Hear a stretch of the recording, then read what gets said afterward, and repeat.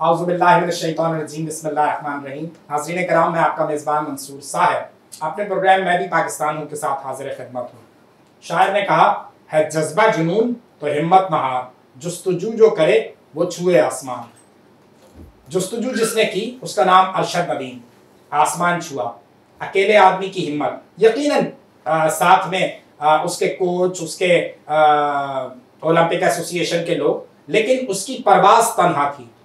तो जब आप किसी भी काम को, बड़े काम को करने निकलते हैं तो यकीनन फिर बहुत सारी चीज़ें कुदरत के एक निज़ाम के तहत आपके साथ हो जाती हैं। ऐसे ही एक नौजवान जो इकबाल का शाहीन है, थर से चलता है और कराची आता है। जब वो यहाँ देखता है कि बहुत सारे हालात मामलात बहुत मुश्किल हैं उसके लिए और उन नौजवान तालिबे इल्मों के लिए जो अपना घर छोड़कर कराची अपने रोजगार के सिलसिले में या खास तौर पर तालीम के सिलसिले में आते हैं, उस नौजवान ने हिम्मत की और यहाँ एक हॉस्टल कायम किया, थर बॉयज स्टूडेंट हॉस्टल। इस सारी सूरत हाल की जब हमें इत्तला मिली, हमारा दिल भी चाहा कि ऐसे नौजवानों को अपने शो में बुलाएं और उनसे बात करें कि जो तनहा बहुत सारी रुकावटों को, मुश्किलात को उबूर करते हुए न सिर्फ अपने लिए उसने आसानी की, बल्कि आने वालों को जो भी अंदरूने सिंध से स्टूडेंट आ रहे हैं उनको एक प्लेटफॉर्म मुहैया किया कि यहाँ उनको छत फराहम की।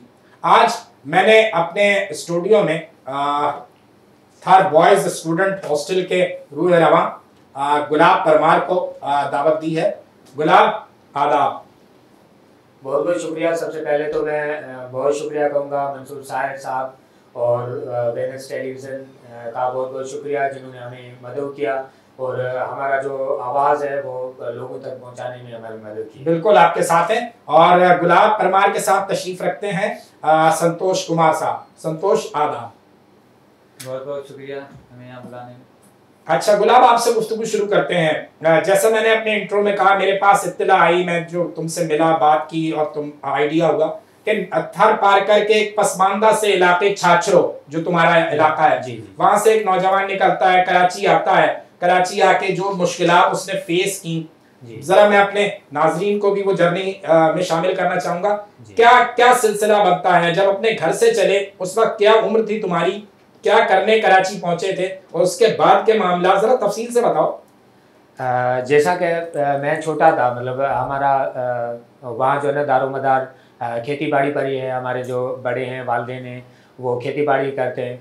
तो खेती बाड़ी भी आसान नहीं है, थर में तो बारिश जो है वो बिल्कुल मुकम्मल बारिश पर ही मुश्तमिल है ना। वहाँ कोई पानी तो आता नहीं, वही मैंने कहा ना। तो बारिश पर मुश्तमिल है। वो कभी आती है तो फसल उगती है, नहीं तो होती ही नहीं है। तो मतलब ज़्यादातर जो भी थर के लोग हैं उनका दारोमदार सब जो है ना उसमें बारिश पर है। तो ऐसे ही जब मैं मतलब गांव में था तो कोई इस तरह का ज़हन नहीं था कि मैं कराची जाऊंगा, पढ़ूँ लिखूंगा, क्योंकि मेरे वालिदैन वो भी अनपढ़ थे। लेकिन उनकी बड़ी मेहरबानी है, बहुत शुक्रिया उनका, जिन्होंने मुझे जो है ना तालीम के लिए आगे भेजा। मैंने प्राइमरी जो तालीम से लेकर इंटरमीडिएट तक मैं उमरकोट में पढ़ा हूँ, क्योंकि गाँव में तो फैसिलिटीज़ हैं नहीं, गाँव ज़्यादा पीछे बॉर्डर साइड है। तो इस वजह से उमरकोट में ही एजुकेशन ली है। उसके बाद जब मैंने इंटर क्लियर किया तब मैंने सोचा कि मुझे कहाँ जाना है। फिर मैंने यही सोचा कि मैं कराची चला जाऊँ। कराची आया, कराची यूनिवर्सिटी में एडमिशन ली मैंने। उसके बाद यहाँ जो देखा कि मतलब जो भी पीछे से स्टूडेंट आते हैं उनको क्या क्या मसाइल होते हैं। मतलब एक तो ज़्यादा जो मसला वो रेजिडेंसी का है। तुम्हारा अपना मसला कैसे हल हुआ, वहां से शुरू करो। अभी तो तुम जब कराची आए तो तुम्हें क्या पापड़ बेलने पड़े?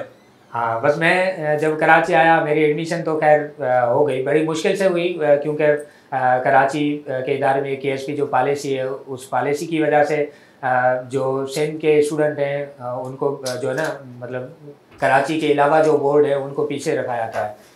तो यही बात है। लेकिन एडमिशन होने के बाद मैं जब कराची आया तो कैसे, मैं कहाँ रहूँ, क्या करूँ। फिर यहीं पर मतलब यूनिवर्सिटी के आसपास में घूमा फिरा, लोगों से मिला, लेकिन कोई यहाँ जानने वाला तो था यार, रिश्तेदार कोई नहीं था तुम्हारा क्या, मतलब ब्लड रिलेशन में या कोई करीबी रिश्तेदार ऐसा कराची में, या अगर था तो दूर था? हाँ बिल्कुल, अब दूर के मतलब रिश्तेदार थे और ज़्यादातर जो है ना मतलब फैक्ट्री साइड वहाँ मजदूर वगैरह वो थे। लेकिन एजुकेशन सेक्टर में यहाँ मतलब लोग जो है ना मतलब ऐसा कोई नहीं था कि जो तुम्हारी कराची यूनिवर्सिटी में दाखिला हुआ? जी जी बिल्कुल। तो ऐसा कोई नहीं था कि जो यूनिवर्सिटी के करीब एरिया में रहता हो? जी जी बिल्कुल। दूर रहते थे। अच्छा, हाँ, फिर तुमने वहाँ पे सर्च करना शुरू किया? हाँ बिल्कुल।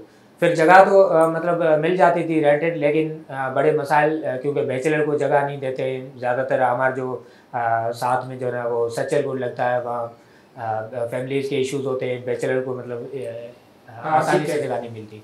तो बार बार मतलब 1 महीने 2 महीने में जगह चेंज करना, वहाँ के मसले मसाइल होते थे।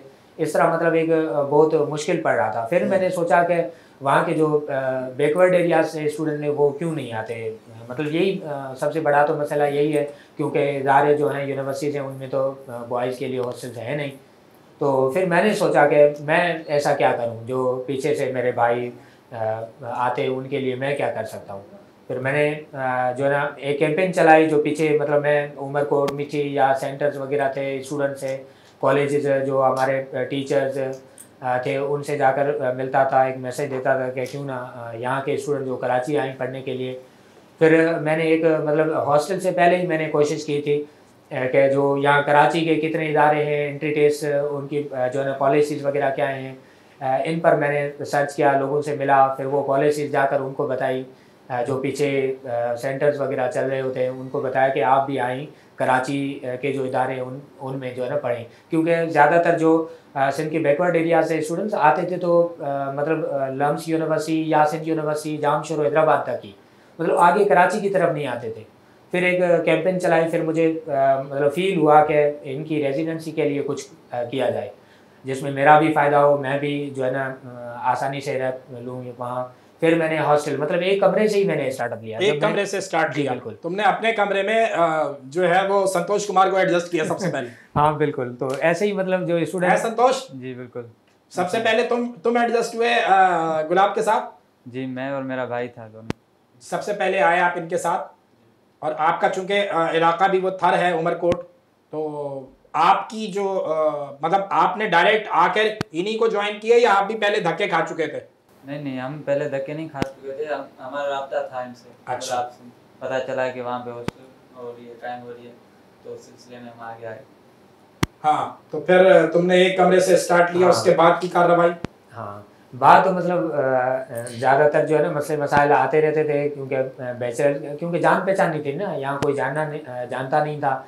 इस वजह से हमें काफ़ी इश्यूज़ को सामना करना पड़ा। बार बार जो है ना मतलब जगह चेंज करना, मंथ बाय मंथ या साल में 1 2 3 बार, इस तरह के इश्यूज़ हुए। फिर जो स्टूडेंट आते गए, कारवां बनता गया। फिर कितने साल पुरानी बात बता रहा हूँ तुम्हें? कराची में 2017 में। 2017 में? जी बिल्कुल। तो ये कितने साल हो गए? 17? तकरीबन 7 साल होते हैं। 7 साल हो गए। जी बिल्कुल। 2017 में तुमने जो जर्नी स्टार्ट की, उसके बाद फिर आहिस्ता आहिस्ता तुम्हारा एतमाद भी बढ़ा, और तुम उस एरिया में जहाँ सचलगोड तुमने बताया, वहाँ पे भी लोगों ने जानना शुरू किया कि भाई ये नौजवान जो है निस्बतन काम कर रहा है। बिल्कुल बिल्कुल। फिर मतलब काफ़ी बार इस तरह भी हुआ, हम जो मतलब नई जगह में शिफ्ट होते थे, आसपास के लोगों को पता चलता था कि यहाँ बैचलर्स आकर रह रहे हैं, तो मतलब लोग जो है ना लड़ने झगड़ने आ जाते थे। इस तरह के काफ़ी मुझे कॉल्स आती थी कि आप अभी जगह खाली करो, नहीं तो ये होगा, मतलब मसला बन जाएगा, ये वो फला। तो इस तरह के भी काफ़ी इश्यूज हमने फेस किए। फिर आहिस्ता झगड़ा बाकायदा हुआ? कभी कोई ऐसी नौबत आई हो दरवाजा खटखटा के चौधरी को कोई आया हो, बोला बाहर निकलो? हाँ बिल्कुल। एक बार मतलब मुझे याद है, मैंने जो है ना 2017 में ट्रेनिंग ली थी आज़म नौजवान से, ECI empowerment through creative integration private limited company थी, उसमें 6 मंथ की ट्रेनिंग थी, तो वो मैंने ली थी। फिर उन्होंने जो है ना मुझ पर एक डॉक्यूमेंट्री बनाई थी। तो डॉक्यूमेंट्री जब हो रही थी, मतलब काफ़ी लोग इकट्ठा हुए, उस वक़्त बड़ा इशू हुआ था। मतलब पहले तो हम इस तरह जो स्टूडेंट थे वो हम मतलब इस तरह साइलेंटली रहते थे, किसी को पता नहीं था, किसी को पता नहीं चलता था कि इस जगह में कोई बैचलर भी रह रहे हैं। लेकिन उस दिन पता चल गया सबको ना, तो फिर आ गए लोग इस तरह, मतलब उनकी वो कैमराज वगैरह वो तोड़ने लगे, बहुत बड़ा मसला हुआ था। फिर जो एक मेरा क्लास फेलो था, वो वहाँ का ही रेजिडेंशियल था, मकामी था, तो वो मुझे जानता था। फिर वो आया, उनके अबू वगैरह वो आए, उन्होंने कहा ये हम इनको जानते हैं, स्टूडेंट हैं हमारे हैं, उन्होंने आकर हमें बचाया, नहीं तो बड़ा मसला हो रहा था। अच्छा। तो इस तरह के मतलब काफ़ी इशू सामने आए, लेकिन आहिस्ता आहिस्ता लोगों को पता चला कि ये वो स्टूडेंट नहीं है जो मतलब पास्ट में एक स्टूडेंट का जो इमेज बना हुआ था ना, जो स्टूडेंट मतलब लड़ते झगड़ते थे, मतलब बैचलर्स का हवाला जी, खास तौर हाँ, पे वो बिल्कुल। पुराने वक्तों में कुछ बिल्कुल मतलब कैंटीन पर खाना खा के पैसे नहीं देना, रिक्शे वाले को पैसे नहीं देना, लड़ना झगड़ना, रोड ब्लॉक करना, क्लासों का बायकॉट करना, इस तरह का मतलब जो पीछे जो मतलब माजी रहा है हमारा, तो लोगों के जहन में वही जो है ना जहन में बैठी हुई बात है। तो लेकिन उसको जो है ना हमने जो है ना चेंज किया, बदलाव आया। मतलब हमने सोचा कि हम इस तरह रहेंगे जो आसपास के जो लोग हैं उनको पता ना चले। पर उनको हमने बताया कि यार जब आप भी ज़ाहिर आप जो है ना आए हैं कहीं से पढ़ने लिखने, तो आप इस तरह तो नहीं है वो फैमिली के साथ, ज़ाहिर है आप भी बैचलर आए हुए और आप भी स्टूडेंट रहे होंगे, तो हम भी आपकी हम बैचलर मतलब ये तो नहीं हमारे माँ अबू है नहीं, हम भी मतलब फैमिली से डाउनलोड थोड़ी हुए हैं। हाँ डाउनलोड थोड़ी हुए हैं। तो हमारा भी ताल्लुक पीछे किसी फैमिली से, हम पढ़ने के लिए आए हैं, तो आपको तो चाहिए कि हमारी मदद करें, लेकिन आप मतलब इस तरह की कोई मदद नहीं कर सकते, तो मतलब कम से कम बैरियर तो नहीं बनाए हमारे साथ, हम आसानी से मतलब एजुकेशन लें और पीछे से स्टूडेंट आते हैं उनकी सपोर्ट कर सकें। बिल्कुल। संतोष, जिस वक्त ये सारा झगड़ा हो रहा था तुम मौजूद थे या तुम साइड में कहीं निकल लिए थे कि मैं नहीं जानता इसको? नहीं, उस वक्त मेरी छुट्टियां थी, मैं गांव में था। अच्छा, गांव में तो तुम्हारी बचत हो गई थी। जी जी। तो बुनियादी तौर पर अभी तुम क्या क्या पढ़ रहे हो कराची यूनिवर्सिटी में? अभी मैं सोशियोलॉजी कर रहा हूँ, 3rd ईयर में, मास्टर सोशियोलॉजी में 3rd ईयर है। और क्या तुम्हारा क्या एम है, क्या करने का इरादा है? सोशल वर्कर बनना। सोशल वर्कर बनना है।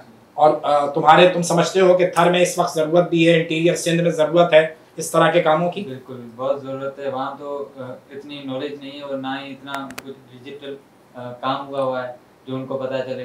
तो हम चाहते हैं कि हम ऐसा कुछ करें जो उन लोगों को पता चले और वो यहाँ आके अपना काम करें, अपना मिशन पूरा करें। बिल्कुल सही। ये जैसे संतोष कह रहा है कि वहाँ पे बहुत ज़्यादा ज़रूरत है सोशल वर्क की, तुम्हारी क्या एजुकेशन हो रही है, तुम कैसे क्या कर रहे हो आज? मंसूर साहब अगर देखा जाए तो मतलब हमने अभी काफ़ी जो है ना सिंध के जो भी डिस्ट्रिक्ट हैं, पीछे बैकवर्ड एरियाज हैं, वहाँ हम जाते हैं मतलब छुट्टियों में वक्तन फ़वक्तन स्टूडेंट्स के साथ अपने जो असातिज़ा हैं उनको साथ लेके वहाँ जाते हैं। वहाँ के जो सेंटर्स बने हुए हैं या इस तरह के कम्युनिटी सेंटर या एंट्री टेस्ट के जो सेंटर हैं, कॉलेजेस हैं, वहाँ जाते हैं, उनको मैसेज देते हैं कि आप आगे आएँ, पढ़ें, आगे आए। क्योंकि अगर थर की बात की जाए ना, थर इंतहाई पसमानदा इलाका है वहाँ के अभी तक मतलब अभी तो खैर स्टूडेंट आगे आए हैं, काफ़ी लोग निकले भी हैं, लेकिन अभी भी काफ़ी ऐसे पीछे गांव हैं जिनके मतलब एक भी स्टूडेंट अभी तक यूनिवर्सिटी नहीं आया। तो इस तरह के काफ़ी और उनको जो है करियर काउंसलिंग नहीं है, कोई बताने के लिए नहीं है अभी तक। मतलब अगर थर के ऐसे काफ़ी लोग हैं जहाँ मतलब कोई सेहत का मरकज़ नहीं है, स्कूल नहीं बने हुए, पानी की सहूलत नहीं है, रोड लाइट नहीं है, तो उस लोगों के लिए हम चाहते हैं कि उनके लिए हम कुछ काम करें। और इसके अलावा हमने मतलब बॉयज़ स्टूडेंट तो कायम किया है, काफ़ी स्टूडेंट आते हैं, लेकिन हम अभी ये भी चाहते हैं कि हमारी जो बहनें हैं, गर्ल्स हैं, उनके लिए हम क्या मतलब यहाँ कर सकते हैं। मतलब ओवरऑल अगर पाकिस्तान में देखा जाए तो हमारा ये कल्चर नहीं है, मतलब मेल डोमिनेंसी ज़्यादा है यहाँ। हाँ, तो जो हमारी बहनें हैं उनको कैसे आगे लिया जाए, एजुकेट किया जाए उन्हें, क्योंकि मतलब वो किसी मतलब ने कहा है कि मतलब एक लड़की जो पढ़ती है तो मतलब पूरा खानदान हाँ, वो कुछ इस तरह कहा है किसी ने कि मर्द को पढ़ाओ, फर्द को पढ़ाओ, और जन को पढ़ाओ, वतन को पढ़ाओ। यानी एक औरत का पढ़ना ऐसा ही है कि जैसे आप आने वाली नस्लों को पढ़ा रहे हैं। बिल्कुल बिल्कुल। तो इसीलिए मकसद पीछे जो भी स्टूडेंट हैं अभी अगर देखा जाए तो मतलब 2017 से आज तक मैंने मतलब एक सिस्टम कायम किया। जो भी स्टूडेंट एंट्री टेस्ट के लिए आते हैं, मतलब कराची यूनिवर्सिटी, डाउ यूनिवर्सिटी, NED, कराची के अंदर जो भी एजुकेशनल इंस्टीट्यूशन है उनमें जो एंट्री टेस्ट होती हैं, उनके लिए जो स्टूडेंट आते हैं हम फ्री ऑफ कास्ट रेजिडेंसी भी देते हैं और उनको खाना पीना फ्री में देते हैं। क्योंकि उनको और स्पेशली हॉस्टल का थर बॉयज स्टूडेंट हॉस्टल नाम रखने का ही यही मकसद है कि लोगों को पता चले, मतलब यहाँ जो थर के लोग हैं, स्टूडेंट हैं, उनको पता चले कि यार थर नाम से एक कोई इदारा भी कायम है और लोग सपोर्ट कर रहे हैं, हमें वहाँ जाना चाहिए। मतलब एक मतलब वो सोचते थे कराची जाना मतलब लोगों के वो जहन में था कि मतलब परदेश जाना, मतलब किसी और दूसरे देश जाना, मतलब इस तरह का एक जो ना इमेज बना हुआ था वहाँ। उन लोगों को हम बताना चाहते हैं कि ये कोई परदेश नहीं है, मतलब कराची है, हमारा इलाका है, जो है ना हम एक ही वतन में, एक ही मुल्क में, कराची के इदारे हैं वो हमारे अपने हैं, हमें उनमें आना चाहिए, ऑन करना चाहिए, जो अपने बच्चे हैं उनको भेजना चाहिए। तो इस तरह ही मतलब हमने एक सिस्टम बनाया कि फ्री ऑफ कास्ट उनको, मतलब इतनी बड़ी मतलब बात नहीं है, इतना मतलब एक टाइम का खाना तो हर कोई आसानी से कर लेता है, लेकिन फिर भी हमने इस तरह का मतलब एक मैसेज देना चाहते हैं कि वहाँ के जो स्टूडेंट है वो आसानी से आकर यहाँ रहें भी सही। और अभी जो है पाकिस्तान के मतलब बलूचिस्तान या Punjab university, GC university Lahore और खैबर पख्तूनख्वा की जो यूनिवर्सिटीज़ हैं उनकी टेस्ट सिंध लेवल पर कराची में होती है। जो भी स्टूडेंट आते हैं वो कराची में टेस्ट देने के लिए आते हैं, एंट्री टेस्ट के लिए, तो वो भी काफ़ी स्टूडेंट आते हैं, हम उनको सपोर्ट करते हैं। अच्छा, तो अब तुम्हारा जो सिस्टम है वो डे बाय डे का है, पर डे पे भी आके आदमी रह सकता है, या तुम मंथ या वीक का कोई हिसाब बनाया हुआ तुम? ज़्यादातर जो हमने हॉस्टल कायम किया ना वो स्पेशली स्टूडेंट्स के लिए है। ठीक है। मतलब जॉब के लिए या दूसरे हैं उनको सपोर्ट नहीं करते, क्योंकि ये नो लॉस नो प्रॉफिट पे हम चला रहे हैं ना। तो मतलब जॉब के लिए जो है वो तो कहीं पर भी मतलब रह लेता है, अपना बंदोबस्त कर लेता है। और दूसरी बात ये है कि जो जॉब के उनका मतलब रहन सहन उठना बैठना एक अलग है, स्टूडेंट की लाइफ जो है ना काफ़ी अलग है। तो हम स्टूडेंट्स को डिस्टर्ब नहीं करना चाहते, इस वजह से हमने स्पेशली स्टूडेंट्स के लिए बनाया गया है। लेकिन पर डे के लिए मतलब मैंने जैसे कहा ना, पीछे से स्टूडेंट आते हैं हम उनको सपोर्ट करते हैं। ये इदारा कायम भी इसलिए किया है कि उन स्टूडेंट्स को हम सपोर्ट करें जो आगे आ सके, उनको मतलब जो मैंने जिस मसाइल को फेस किया वो मसाइल आने वाले स्टूडेंट जो हैं वो उन मसाइल को फेस ना करें, उनको वो मसाइल सामने ना आए, वो आसानी से आएँ और यहाँ टेस्ट दें, टेस्ट पास करके मतलब जो इदारे हैं उनके उनमें जो है ना पढ़ सकें। मतलब एक फर्स्ट एड देने का हम काम कर रहे हैं। सही। संतोष, कितने लोग हैं जो इस वक्त आज तुम्हारे उस हॉस्टल में मौजूद हैं? अभी तकरीबन 40 से ऊपर। 40 से ऊपर है।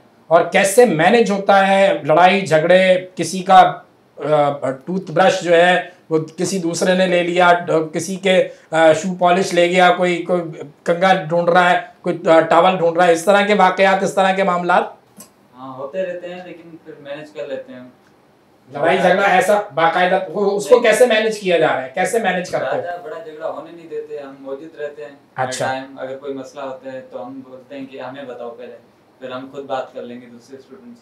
और किस किस एरिया से, किस किस इलाके के लोग जो हैं आजकल तुम्हारे हॉस्टल में मुकीम हैं? सारे सिंध और के हैं, दादू हो गया या मतलब जैसे केपीके से आए हुए लोग हैं, बलूचिस्तान से आए हुए लोग हैं, या मेजॉरिटी का ताल्लुक जो है वो अंदरूनी सिंध से ही है? मेजॉरिटी का ताल्लुक सारा अंदरूनी सिंध से है, बाकी थोड़े बहुत हैं वो बाहर से। तो कैसे कैसे एक पूरा सिस्टम कैसे जो है वो चल रहा है, कैसे मैनेज हो रहा है? कितने मुलाजमीन रखे हुए हैं तुमने? तकरीबन 3 मुलाजिम रखे हुए हैं हमने, एक बावर्ची है और उसका एक जो हेल्पर है, बाकी एक सफाई के लिए है। ठीक है। तो नाज़रीन कराम, गुफ्तगू जारी है ऐसे नौजवानों के साथ कि जिन्होंने न सिर्फ अपनी लाइन सीधी की, बल्कि आने वाले स्टूडेंट्स, आने वाले तलबा जो कराची से बाहर से आ रहे हैं उनके लिए भी एक छत फराम की है। उन स्टूडेंट्स के मसाइल पर गुफ्तगू को हम आगे बढ़ाएंगे, लेकिन यहाँ वक्त हो गया एक छोटे से ब्रेक का। हमारे साथ रहिए, अभी हाजिर होते हैं।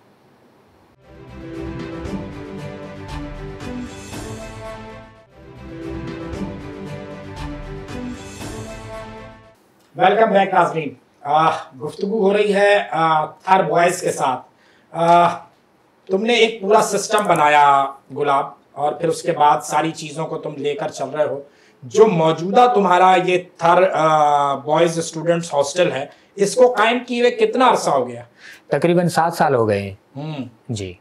और इन 7 सालों में कितने स्टूडेंट्स ऐसे हैं कि जो तुम्हारे पास आए, रहे, रुके, पढ़ा और आज किसी बड़े सरकारी ओहदे पर मौजूद है? तकरीबन जो है ना मतलब एक सरकारी ओहदे पर मतलब होना, ये तो मतलब सरकारी ओहदे का मतलब ये होता है कि जब कोई सरकारी ओहदे पर आ जाता है फिर वो सोचता है कुछ फायदा पहुंचाता है। क्योंकि ये सवाल मैंने इसलिए रिलेट किया कि जिस तरह जो तुम कर रहे हो काम, तो ये सरकार का है। बिल्कुल बिल्कुल। सरकार का काम ऐसा होना चाहिए, बाकायदा एक हॉस्टल्स इस तरह के कायम किए जाएं। खास तौर पे वो जो यूनिवर्सिटी रोड है जहां तुमने भी अपना हॉस्टल कायम किया है, उस एक रोड पर मुताद्दिद यूनिवर्सिटीज हैं। बिल्कुल बिल्कुल। इस तरह का काम तो सरकार ने करना है। तो वहां से कुछ मदद मिलती है या कुछ कोई इस तरह की लाइन आगे निकली? हाँ, इस तरह के मतलब कुछ दोस्त हैं जो मतलब मदद भी करते हैं हमारी ना काफ़ी चीज़ों में। लेकिन हम चाहते हैं कि मतलब जो हॉस्टल हमारी आपको पता है कि इतनी ज़्यादा बिजली महंगी हो गई है, कितने बड़े मतलब वो, क्योंकि हम जो है ना काफ़ी स्टूडेंट ऐसे हैं जो ज़्यादा जो है ना फाइनेंशियली अप्रोच नहीं रखते। उनको हम भी कोशिश करते हैं कि अपनी मद पर उनको सपोर्ट करें, हेल्प आउट करें उनकी, वो आगे आकर जो है ना अपनी तालीम जो है ना हासिल कर सकें। तो इस तरह के काफ़ी आप भी सोच सकते हैं, मतलब एक कोई जो है ना वालिदैन है जो खेतों में काम कर रहा है या कोई होटल पर काम कर रहा है, किसी कोई छोटा रेडे वगैरह चला रहा है सब्जी का, तो वो इतना मतलब कराची के जो अखराज आते हैं एक स्टूडेंट का मतलब मंथली जो है 25 से 30,000 मतलब खर्चा रेजिडेंशियल खाना पीना ये हो जाता है, वो तो वो नहीं कर सकते। तो इस तरह हमने कोशिश की है थोड़ी बहुत। हमारे हॉस्टल में तकरीबन 7 से 8 स्टूडेंट इस तरह के रह रहे हैं जो फाइनेंशियली सपोर्टिव नहीं हैं। उनको हम अपने तरीके से दोस्तों से इस तरह करके जो है उनको सपोर्ट करते हैं। तो जो इस मतलब बिल्स वगैरह ज़्यादा आते हैं वो भी हम मैनेज नहीं कर पाते, और वहाँ अगर देखा जाए तो दिन में तकरीबन 8 से 10 घंटे मतलब लोड शेडिंग होती है, स्टूडेंट्स बहुत परेशान होते हैं। इस तरह हम सोचते हैं कि मतलब इस तरह का कोई सोलर सिस्टम या इस तरह का कोई हमें इस तरह का कोई इदारा हो, कोई दोस्त हो एजुकेशनल जो हमें सपोर्ट करे, और हम जो है ना जो स्टूडेंट्स रह रहे हैं उनको मतलब सोलर के तहत जो है ना बिजली फराहम कर सकें, जिसमें इंटरनेट भी होती है, खाना पीना सब कुछ ज़्यादा दारोमदार ये बिजली पर है ना, तो बिजली चली जाती है तो उनकी जो है जो एजुकेशन है वो ज़्यादा मुतासिर होती है। और इसके अलावा अगर देखा जाए आज का जो है ना AI जो है आर्टिफिशियल इंटेलिजेंस के तहत लोग जो है ना मतलब दुनिया को अगर देखा जाए तो कितने ऊपर चले गए हैं। स्टूडेंट्स अपनी तालीम के दौरान ही इस तरह के ऑनलाइन कारोबार हैं जो करके अपने अखराजात भी निकालते हैं और अपने वालिदैन को भी सपोर्ट करते हैं। लेकिन यहाँ का इस तरह का कोई सिस्टम नहीं बना, मतलब यहाँ के जो स्टूडेंट है अभी भी परेशान है कि हमें कहाँ जाना चाहिए, क्या करना चाहिए। तो इस तरह का एक सिस्टम बनना चाहिए। मैं चाहता हूँ कि वैसे हमारी हॉस्टल में लाइब्रेरी बनी हुई है, स्टूडेंट्स पढ़ते हैं अच्छे तरीके, लेकिन हम चाहते हैं कि उनको डिजिटलाइज किया जाए, डिजिटल लाइब्रेरी हमारे हॉस्टल में मौजूद हो, स्टूडेंट दुनिया से कनेक्ट हो जाए। मतलब बाहर की क्या स्कॉलरशिप्स हैं, सिस्टम बना हुआ है। अब अगर पाकिस्तान में देखा जाए तो ज़्यादा जो आबादी है वो नौजवानों की है, और बनस्बत दुनिया से अगर हम देखें तो दुनिया में नौजवान नहीं है। वहाँ के जो हम भेज रहे हैं ना पाकिस्तान में, यही मैं बात कर रहा हूँ कि हमारी जो है यही बदकिस्मती है कि यहाँ के जो स्टूडेंट्स हैं वो ये मुल्क छोड़ने पर मतलब ज़्यादा खुशी महसूस करते हैं। कितनी बड़ी मतलब वो बात है, हमें बहुत मतलब बुरा लगता है, बहुत मतलब मैं सोचता हूँ कि यार हम अपने देश को छोड़कर वहाँ क्यों जाते हैं, जबकि हमारा इतना बड़ा अच्छा देश है, मतलब इतनी बड़ी हमारी ज़मीन है, खेती, यहाँ किस किस चीज़ों की मतलब हर चीज़ हमारे पास मौजूद है, अल्लाह ताला की दी हुई है, हमें बड़े खुशी होते हैं। लेकिन यहाँ का जो सिस्टम है वो मैनेजेबल नहीं है। अगर सिस्टम अच्छा हो मतलब मैनेज करें तो बड़ी अच्छी बात है। यहाँ मतलब बाहर के जो वो स्कॉलरशिप के यहाँ के जो नौजवान हैं स्कॉलरशिप का मतलब वो देकर स्टूडेंट्स को बाहर भेजकर वो उनको वक़ूफ़ वहाँ कर रहे हैं। यहाँ पर नौजवान जो उनके नए नए ख्यालात जो हमारी ईजाद हो, वो यहाँ के जो स्टूडेंट हैं ना उनमें जो है ना नई सोच नहीं पैदा होती, क्रिटिकल थिंकिंग पैदा नहीं होती, बिजनेस की तरफ कैसे मतलब जाया जाए वो सोच पैदा नहीं होती। मतलब यहाँ का जो भी बंदा वो इंडिविजुअल अपने खुद में मतलब वो जो है बंधा हुआ है, बाहर के लोगों के लिए नहीं सोचता, मुल्क की तरक्की के लिए नहीं सोचता। तो मैं ये चाहता हूँ कि इस तरह का कोई सिस्टम बने जो हर कोई बंदा ना सिर्फ अपने के लिए लेकिन अपने वतन के लिए, अपने मुल्क के लिए कुछ करके दिखाए। तो संतोष, जैसे ये गुलाब ने बताया कि जितनी मुश्किलात पेश आती हैं, ख़ास तौर पे बिजली के बिल्स बहुत ज़्यादा आ रहे हैं, इस सारी सूरत हाल में चूँकि आप लोग बुनियादी तौर पर तो इस हॉस्टल को यानी इस इदारे को नो प्रॉफिट नो लॉस पर ही चला रहे हो, एक महीने के लिए क्या चार्ज करते हो तुम उस तालिब इल्म से कि जो अफोर्ड कर सकता है? जो अफोर्ड कर सकता है उनके लिए 13 से 14,000 13 से 14,000 यानी अप्रॉक्सीमेटली 15,000 रुपए महीने के वो रहने के लिए देता है। उसमें क्या क्या चीजें इंक्लूड होती हैं? 3 टाइम खाना होता है, ब्रेकफास्ट, लंच, डिनर और चाय भी होती है 2 बार। अच्छा, शाम में चाय भी दे रहे हैं आप, नाश्ता भी दे रहे हैं। तो नाश्ते में आप क्या, क्योंकि देखें बहुत सारे लोग जो है ना वो होते हैं मांस मच्छी खाने वाले, और कुछ शाकाहारी वाले हैं, कुछ नहीं है, तो वो कैसे मैनेज होता है? दोनों के लिए हमारे पास सहूलत है। मतलब पहले जो अंडे खाते हैं उनके लिए ब्रेकफास्ट में अंडे है, वरना छोले भी बनाते हैं साथ। हाँ भाई लड़के, कैसे होता है ये? मतलब ऐसे ही ज़्यादातर हमने जो ना वो डिफरेंस नहीं रखा हुआ है। वहाँ जो स्टूडेंट्स आते हैं उनको हम मतलब पूरा हफ्ते का मेन्यू बना हुआ है, उस पर ही चलते हैं। अच्छा। कोई मतलब वो मच्छी मतलब कोई इजाफी डिमांड नहीं कर सकता है, वो 15,000 में तो नहीं कर सकता। हाँ, अपने पास से आप पैसे देंगे जनाब मेरे लिए कुछ अलग से बनवा दे, तो वो लेकिन इस तरह का कल्चर हमने नहीं बनाया, क्योंकि इस तरह का वो ऊंच नीच फिर हो जाता है, वो मतलब पसंद नापसंद हो जाती है। इस तरह का मतलब कोई अप्रोचेबल है, कोई अगर कर सकता है तो आजकल बाहर होटल्स वगैरह सब ठीक बात है, वो मतलब अपने लिए मंगवा सकता है। और जो तुमने चार्ट बनाया है, जो तुम डेली रूटीन में क्या खिला रहे हो दोपहर में और रात में, उसमें वो हफ्ते का पूरा मेन्यू बना है, जिसमें सब्जियों के मतलब जो एक शाम है वो भी हैं, दालें वगैरह, और बाकी चिकन वगैरह भी होती है, बिरयानी वगैरह, दाल चावल यही बनाते हैं। मतलब पूरा हफ्ते का मेन्यू बना होता है। पूरे हफ्ते का मतलब उसमें जो है वो गोश्त भी खाने को मिल रहा है, और जो है वो दालें भी मिल रही हैं, सब्जी भी मिल रही है। आसान तो नहीं होता है, लेकिन फिर भी अगर सरकार कहीं हेल्प करने के लिए आए, तुम अपने अप्रोच करो, क्या डिमांड करोगे सरकार से? क्या क्या क्या प्रॉब्लम्स हैं जिनको सरकार हल कर सकती है, किस तरह कर सकती है? वो मेरे देखने वाले, हो सकता है कोई सरकार से आप तक राब्ता कर ले, तो क्या डिमांड करोगे सरकार से कि ये चीजें हमारे लिए बेहतर करें? मतलब इसमें तो एक चीज़ ये है कि मतलब हमने जो हॉस्टल बनाया, क्योंकि मैं खुद जो है ना एक हाल का बच्चा हूँ ना, मैं कोई बड़ा हुआ नहीं हूँ, तो मैं खुद स्टूडेंट हूँ। मैंने एक मतलब मेरी सोच थी कि मैं कुछ उनके लिए करूँ। हमने एक रेंटेड जगह ली हुई है, उसमें कोई इस तरह का बड़ा तो सेटअप है नहीं।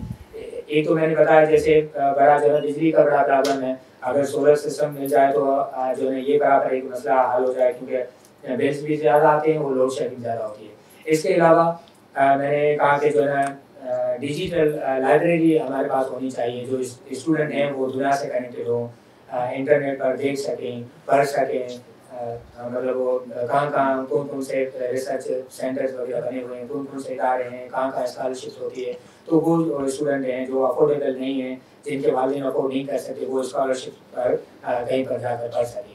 और काफ़ी ऐसे स्टूडेंट हैं जिनके पास मोबाइल नहीं है, उनके पास मतलब इतने पैसे नहीं हैं कि वो मोबाइल ले सकें। आजकल सबको पता है कि क्लासेस जो ऑनलाइन चल रही होती हैं, लेकिन वो स्टूडेंट ऑनलाइन क्लास के लिए परेशान होते हैं। वो मतलब कभी मुझसे मोबाइल या कभी किसके, लेकिन मोबाइल हर किसी की पर्सनल चीज़ है, सबके लिए परेशानी। इसलिए हम चाहते हैं कि डिजिटल लाइब्रेरी हो, जिसमें कंप्यूटर्स वगैरह लगे हों, हर स्टूडेंट आसानी से जो है ना वहाँ पढ़ सके, अपनी क्लास वगैरह ले सके। इसके अलावा हॉस्टल में ऐसा कोई मतलब जैसे मैट्रेसेस वगैरह इस तरह होंगे जो स्टूडेंट रह रहे हैं, मतलब कोई फर्श पर सोया हुआ है, कोई कैसे, तो मतलब इस तरह का कोई एक मैनेजेबल अच्छा मतलब हॉस्टल का माहौल बना सके। इस सारी सूरत हाल में तुम एक मुश्किल सूरत हाल से निबर्द आज़मा होकर आगे बढ़ रहे हो, और कभी ऐसा होता है कि जेब से भी पैसे डालने पड़ जाते हैं, या नो प्रॉफिट नो लॉस का हिसाब जो है वो बराबर पे छूट जाता है? नहीं, काफ़ी बार मतलब परेशानी होती है हमें, क्योंकि स्टूडेंट जो ना छुट्टियाँ होती हैं जून जुलाई में, या इस तरह दूसरी छुट्टियाँ होंगी, स्टूडेंट चले जाते हैं, फीस में मतलब हमें बहुत दिक्कत भी होती है, काफ़ी परेशानी होती है। हम खुद नहीं कर सकते, तो आसपास के जो हमारे अभी तो मतलब काफ़ी दोस्त ऐसे बने हुए हैं, तो उनसे सपोर्ट भी ले लेते हैं। कभी किसी से उधार ले लिया, कभी जो हमारे मकान मालिक हैं वो भी टाइप मतलब ग्रेट हैं, उनसे कभी मतलब कह लेते हैं ठीक है आधा हम देते हैं, आधा अगले महीने दे देंगे, इस तरह करके मतलब मैनेज करते हैं। लेकिन है बहुत मुश्किल, हम काफ़ी मुश्किलात से होकर गुजर रहे हैं। क्या प्लान है फ्यूचर में? बस आखिरी मिनट है मेरे पास।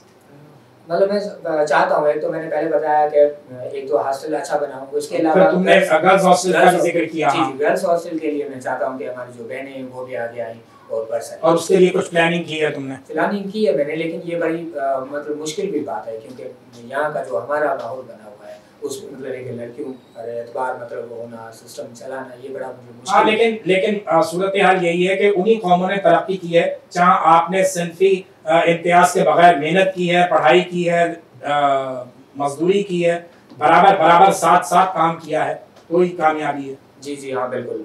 तो इस तरह की मतलब हमारी वो चल रहा है एक सिस्टम, काफ़ी दोस्त भी हैं, आपकी बड़ी मेहरबानी जो आपने टाइम दिया, हमें मदद किया, तो मैं समझता हूँ कि आगे ऐसा सिस्टम बने और हम कामयाबी की तरफ आगे इंशाअल्लाह इंशाअल्लाह।